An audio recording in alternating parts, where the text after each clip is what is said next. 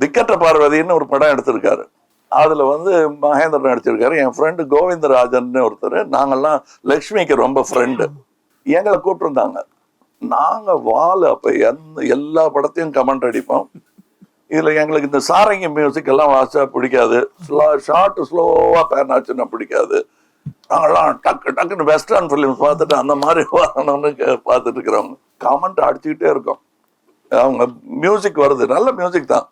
நான் வந்து பீகாரில் வெள்ளம் அப்படிங்கிறேன் நான். இதெல்லாம் முடிஞ்சு படம் முடிஞ்சதும் லக்ஷ்மி வந்து she leaned and said, these are my friends and that is the director. பின்னாடி உட்கார்ந்து இருக்காரு. But he didn't bother about that. Yeah, I heard the comments. எனக்கு என்ன சொல்றதுன்னே தெரியல. Then we met at a Filmfare Award. எனக்கு 19 வயசு அப்போ. Filmfare Awardல only 2 people who didn't belong there was him and me, 2 young people. There we spoke about a film he wanted to make. We couldn't make it. Then we did Sokakriti. அதுக்கு அடுத்ததும் பண்ண முடியல. We did Raja Paarvai. அதுக்கப்புறம் we made that film. That is Pushpak.